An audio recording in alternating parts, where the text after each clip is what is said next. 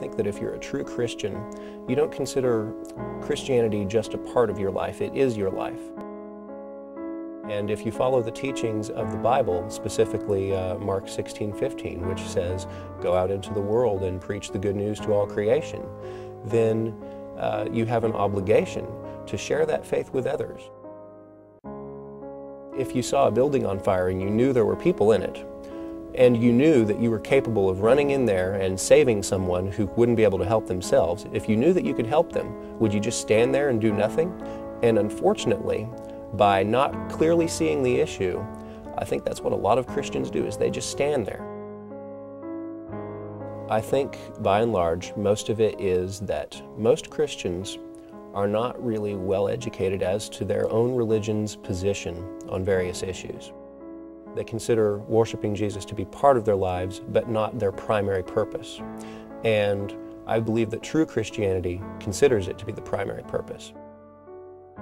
And if you're a true Christian, you believe that those who are not Christians, those who have not followed the teachings of the Bible, that have not accepted Jesus Christ as their personal Savior, those people aren't going to heaven. They're going to hell. Hell's not a fun place. I have heard Christians, definitely, that have the view that everyone is entitled to their own belief, and that's not necessarily a bad position to have, but if you believe that what they believe is going to earn them a place in eternal suffering, then there's a problem with that, in that you're allowing them to be tortured for eternity, while at the same time believing that you shouldn't save them from that. It's very awkward. If you really believe that people who are not Christians are going to hell, then that is a very serious consequence. And if you don't take that seriously, I think that you might be compromising your own belief system. Those who do take their faith seriously, they need to encourage or teach those who might not how important that is.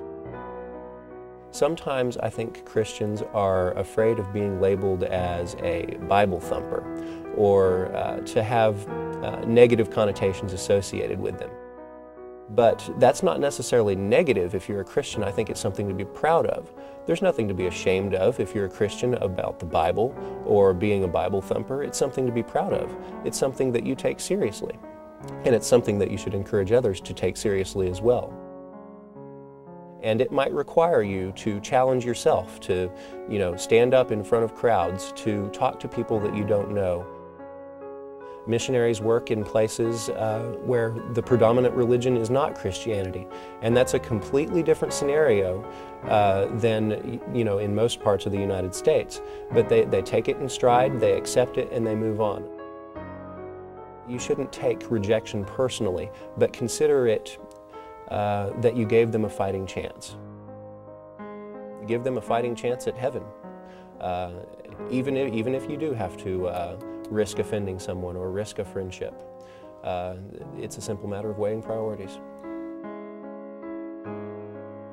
If I were a Christian, of course I would take the Bible seriously. I respect people who take their beliefs seriously. And I would take the Bible's teachings seriously. Among those teachings is the idea that there is a heaven and there is a hell. And those that accept Jesus Christ as their personal Savior go to heaven. Those that don't go to hell. And the implications of that are very far-reaching. And you're an atheist? Yes, I sure am.